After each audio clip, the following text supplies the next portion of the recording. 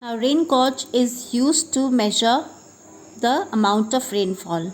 It is kept in the open without any hindrances like trees or walls around and on a level land. So, why it is kept there?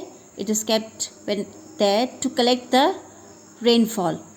Okay, the rain is collected in the container, and whatever the rainwater is collected in the container is poured into a measuring cylinder, this kind of cylinder which is graduated.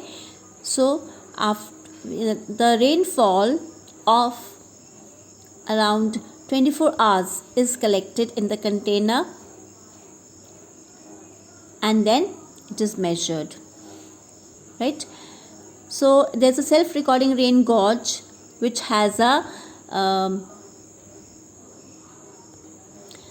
pen and a sheet to record the amount of rainfall. So it is called pluviograph.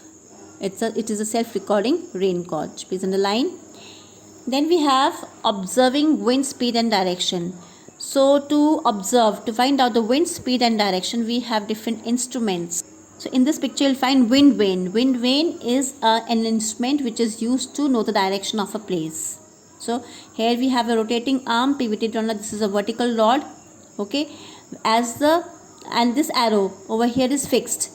So as the rod point, this is what we call wind blows, this starts rotating and the arrow denotes the direction from which the wind is blowing.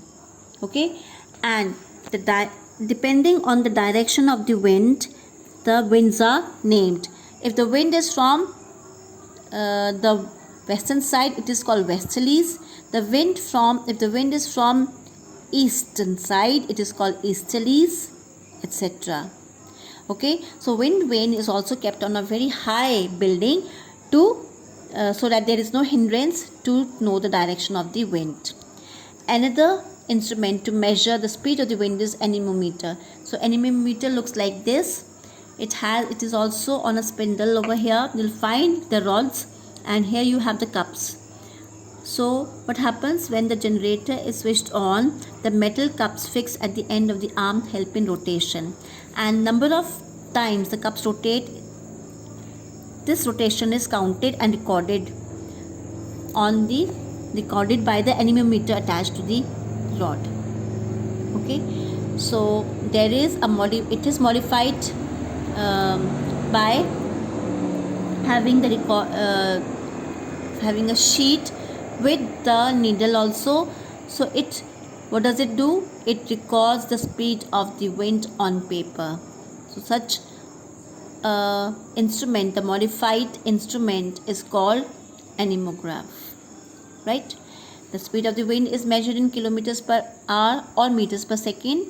Then another term over here is Beaufort scale. It is used to estimate the speed of the wind. To find out the speed of the wind, we use the Beaufort scale. Then two terms mentioned over here, isoheights and isotherms. Isoheights are the imaginary lines which is used to connect the areas on the map which receive the same amount of rainfall above mean sea level. You have to learn this. And isotherms are those lines which join the places having equal temperature.